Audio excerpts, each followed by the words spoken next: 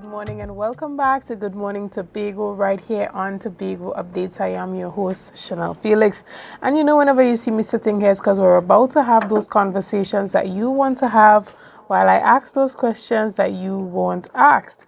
But before we get into this morning's interesting topics and conversations, let's have our news in 90 seconds. Yesterday afternoon, the Division of Education, Research and Technology held a press conference following the release of the secondary entrance examination.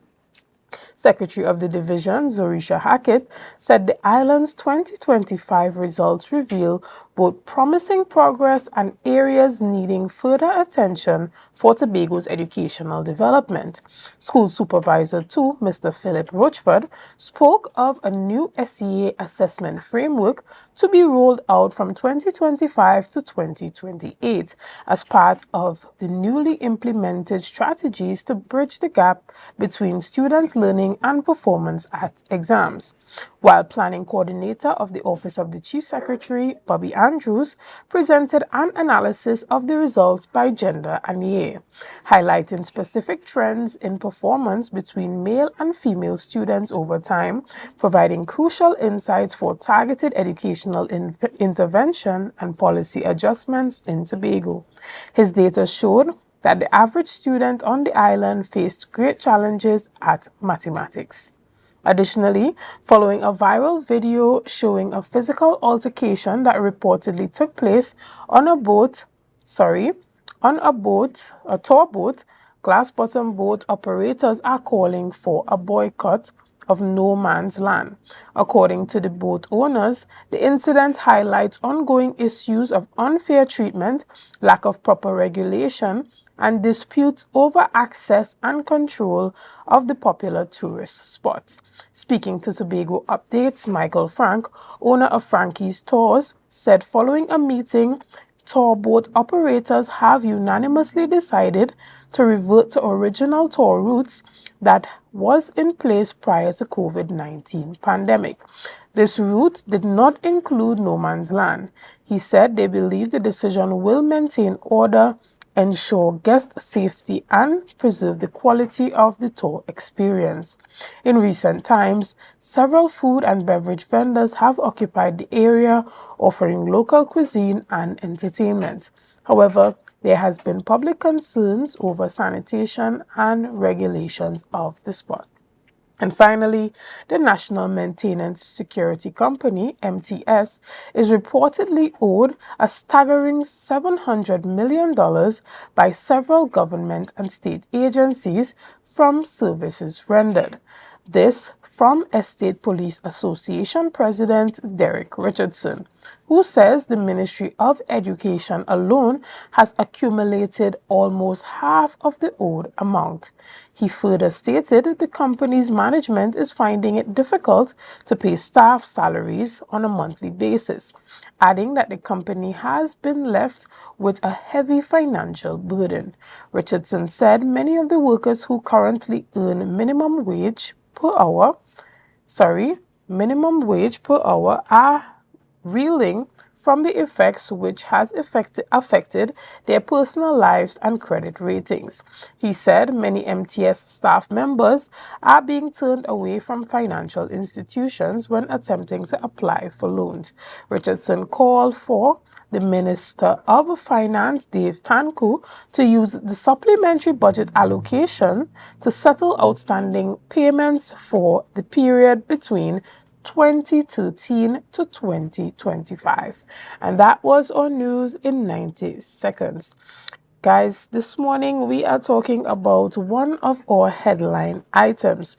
You heard in our news in 90 seconds that there was an altercation that happened on that one of those boats, those reef boats that you see those reef tour operators usually operate between that Store Bay, No Man's Land, Pigeon Point area. And this morning we're going to talk a bit about that. Now that video that has been circulating, which my producer might show to you. I'm not sure if he will, or you might catch a glimpse of that if you are unaware of what we're talking about.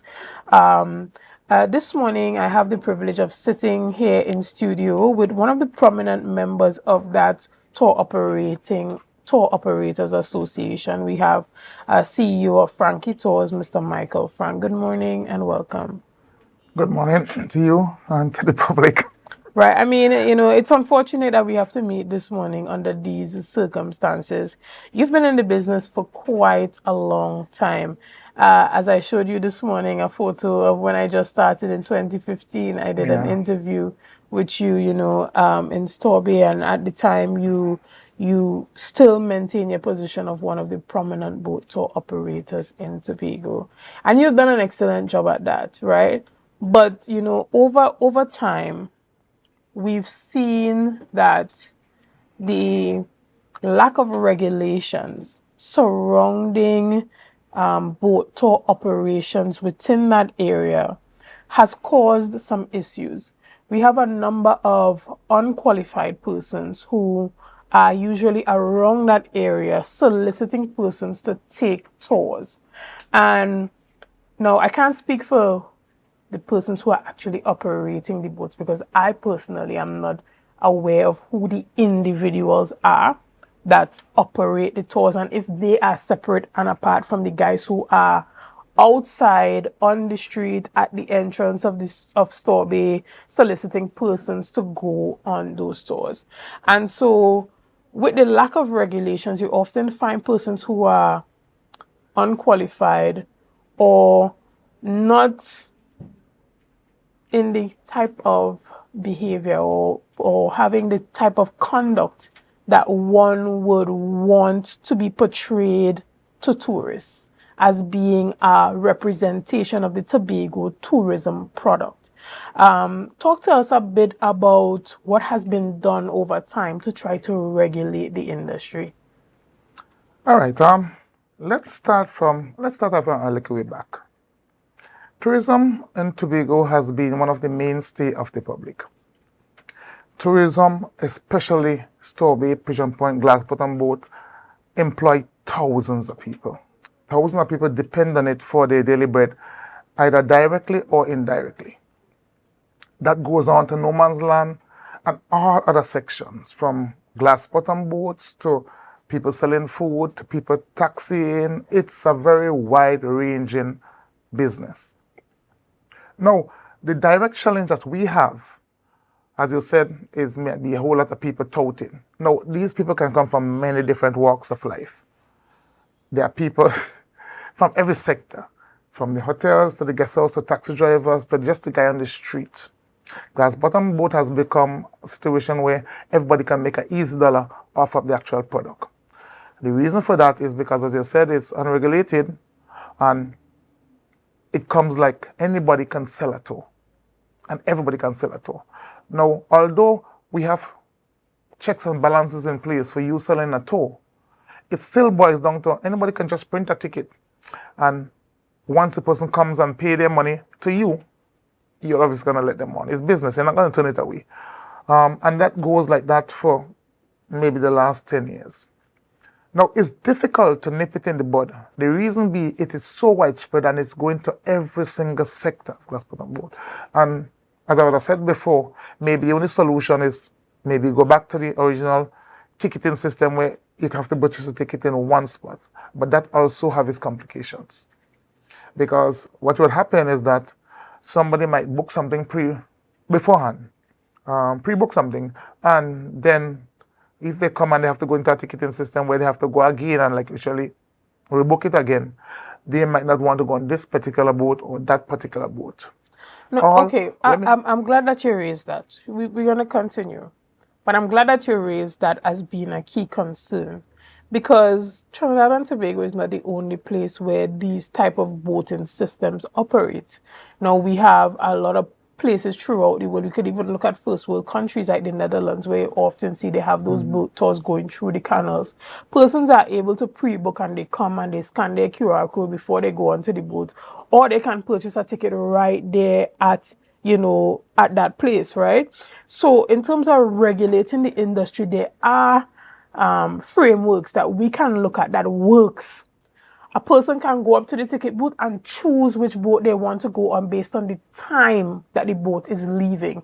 If you want to make it fair, you work along with the boat with the guys who own the boats to ensure that you stagger the times so that everybody might not leave the same time. So the people would leave at a particular time. So, from looking at how, international countries operate when it comes to boating, don't you see where if you guys can come to the table, sit, have that discussion, and put out proper recommendations on how to regulate the industry, that this could help to improve a lot of the ticketing issue? All right, I'm really happy you mentioned the Netherlands. They have a very perfect system. Now, what happened in the Netherlands?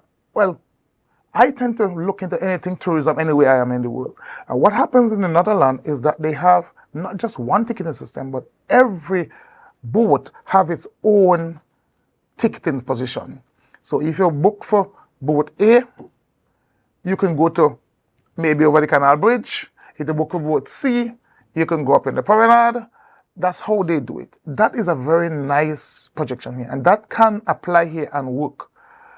So the system, the problem where we have where people book and have to go somewhere else when they book for that would be eliminated immediately. The thing about it, we do not have the infrastructure for that. And we have talked about this before, where they build multiple booths for we can do it for ourselves. We just need the position to build multiple booths for ourselves where you can go and purchase whichever boat you want to go to. So it's not all coming into one system, but Frankie Tours would have his boat, another boat would have his boat, another boat would have his boat. So when the person comes, they know exactly where they're going. That eliminates all that problem.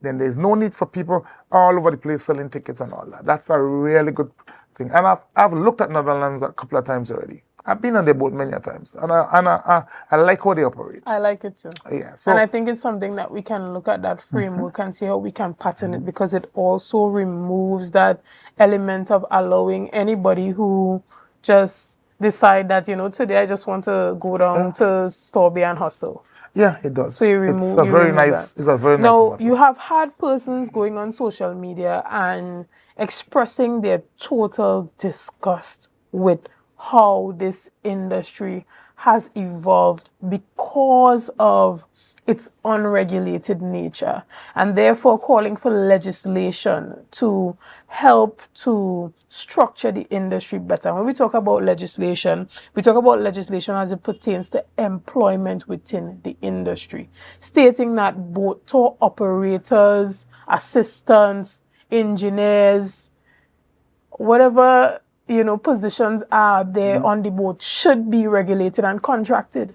Persons should be given a proper means of employment, getting a stable paycheck and, that type of thing, so that they get NIS, all that comes with actually having a job. Therefore, they are employed like everyone else, and they don't just wake up and come down on the beach bareback and decide today, yeah, I could help out Frankie today. All right. Well, it's not 100% accurate, because some people do have regular jobs. Some people do have a paycheck. Some people do have a permanent stay. Those are not the problem. The problems are the other people that comes in. You understand? As I said, just come down the road with a bareback and think that you could just jump in and do something. What we have is a problem with sometimes staffing. The original staff who is catered to work today might just decide that this is Trinidad and Tobago. He's not going to show up. You understand? Do they have contracts? Do they have employment contracts? Some of them do. Do they get paid NIS? Yes, they get everything. They get all the benefits. So some of them get all the benefits, depending on what you do, how long you work, and what position you're working in. And it might not happen across the board, but it happens in some cases. Right. So this type of regulation that I'm talking about, it will allow for the proper training of employees. Therefore, all boat tour operators and workers should be licensed in some sort of way, whether it be marine training, health and safety. It would make this mandatory. Talk to us about, if you think that this type of system will work, and if not, why? That is already in the process. You think boat owners is not regulated? They are regulated. No, I'm not talking about the owners. No, I'm talking about everybody who works on a boat. All the people who is properly employed on a boat in any major position have to have captain license. You have to have some type of training, first aid, safety at sea. All these training courses you have to do before you actually start doing the job. So it's not just as easy as you think. Glass bottom boat also have a lot more than you do. You have to have insurance. You have to have, both have to have surveys every year. So there's a whole lot more that you don't know about that goes into glass bottom boat. It's not just about running up and down without no checks and balances. There are a lot of checks and balances. Maybe they can be more, but there are more. For instance, a car only needs a license and insurance to operate. A boat needs license, insurance, survey. It needs you have a whole lot more. You need aids. There's a whole lot more that goes into it. But what is stopping the industry from being strict with the enforcement and implementation of these requirements that are needed, i.e., the training for workers? I mean, it's not okay. The training of being on sea, safety at sea and these things, that's one element. But they are frontline in Tobago's tourism product. And for many persons, they are the first or the most prominent persons that they interact with when they come to Tobago. So their interaction with these persons have a lasting impact on how they see Tobago people and the Tobago tourism product. The need for service training for these individuals that work on these boats is critical to ensuring that they understand their role in representing Tobago as a tourism product. And because sometimes, I'm sure you've been to Barbados and Grenada and these places, and you see how the average man on the beach, even selling coconuts, how they interact with you. They understand their overall role in representing the island, in being a part of that tourism product. What can we do? What should we be doing? What is being done to ensure that these persons that are on the front line, play their part? All right. Barbados, Grenada, they all have a different system. The system they have is if you're going to operate on the boat, you need to acquire for peddler's license, I think they call it. We do not have that here. So that's why anybody could just walk in and do it. But that could be implemented here as well. You could take their model. Their model is that if you have to operate on the beach, you require this license, which is a peddler. It's something like a tour guide license. Over the years, we had tour guide license. Before, everybody who is in the tour industry used to have a tour guide license. Now, anybody could go and do a tour. It is not just about glass bottom boat. It's about the whole tourism product. The entire product needs to be regulated in a way that people has to have more checks and balances. You could just wake up this morning and decide that you're going to become a tour guide and drive somebody around the island. Just like that. You don't need anything. And it should be regulated where people they require license to do that. You understand? And because that has not happened and there's no customer service, we are lacking behind in customer service by a million miles. So, and the entire tourism is dependent upon the country. So if you don't have no customer service, anybody could walk across the street and decide to cost the biggest obscenity in front of any tourist. Nobody does anything for that. That comes down to the customer service of the country. The problem is not, as I said, it's not just glass bottom, it's Tobago. People all around this island has no respect for themselves. As the country goes on, the whole thing is deteriorating more and more and more. That's why there are so much fights, that's why there's so much crime, there are so much everything is going backwards instead of forward. Right, and even internally, among the Glass Bottom Boat Association, how are you dealing with this particular issue that occurred a couple of days ago? How are you managing this? All right, so let's talk about that particular. There's a saying that anything happen in the sea is shark, right? If somebody go in the sea and somebody get bitten, it's always shark. All right, so I'm not pulling out for glass bottom boat because I know the situation happened. However, this fight has not eliminated on a glass bottom boat. This is land-based coming to a boat. We don't have knives, we don't have cutlass, we don't have any form of defense. And if somebody's running onto a vessel with a cutlass to attack somebody on a vessel, how do you want us to defend? We have captain and mates on board who have some type of degree of security. But still, we cannot control everything that runs off from shore. So the issue of they're saying that, okay, it's a glass bottom boat issue. I hear the point. But really and truly, is it we who is doing the fighting? No, we are trying to protect lamb, because if somebody run onto our boat, there's tourists on our boat, we are trying to protect these tourists. We are trying to make sure that whoever comes onto the boat does not damage our clients. You understand? So there you are. We are fighting a battle where it's difficult to fight because there's a constant flow of people from on the outside trying to get in. You understand? And we have to try to stop them. So we don't, as I said, we do not carry weapons. And we will not allow weapons to go on the boat. That's number one. When it comes to security on the boat, you said, you are trained in security at sea courses. But when it comes to security on the boat, what has been done in the past and what is being recommended in the future to ensure law and order during these boat tours?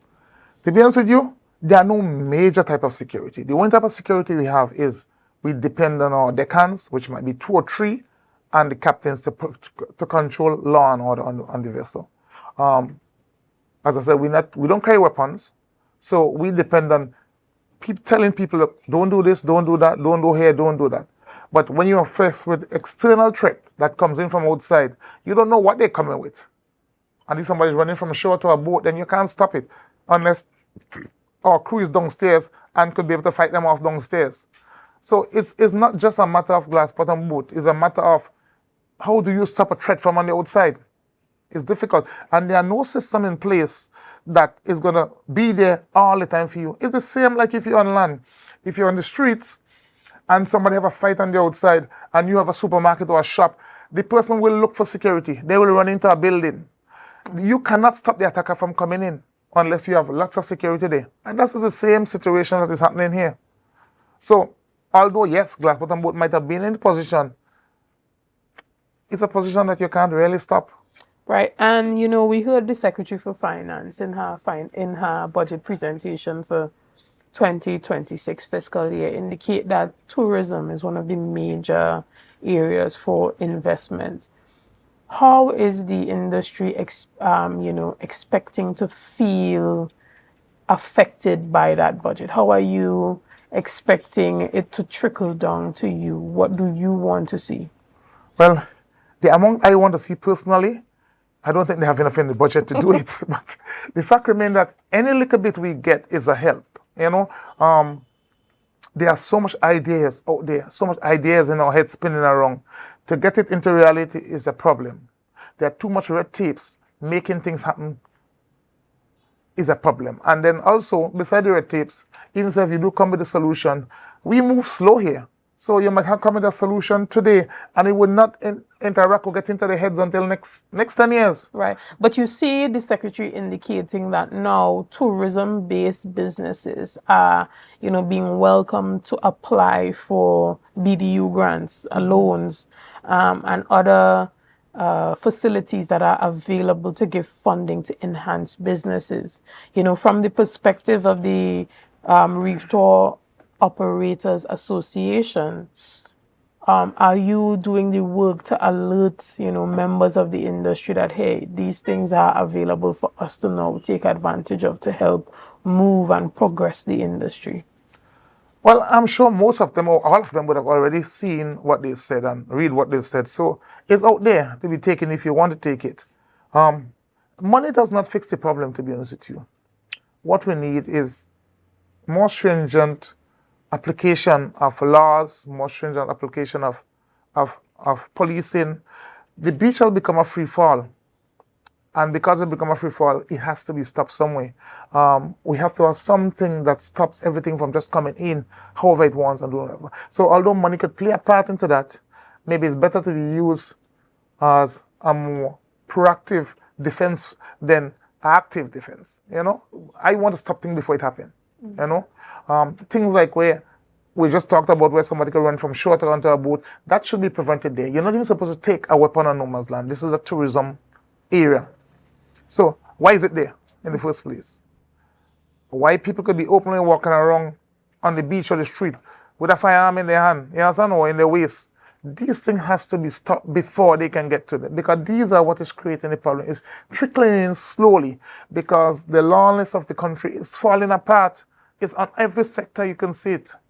So, I mean, there's a police station that is not too far away from the Yeah, Storby Beach.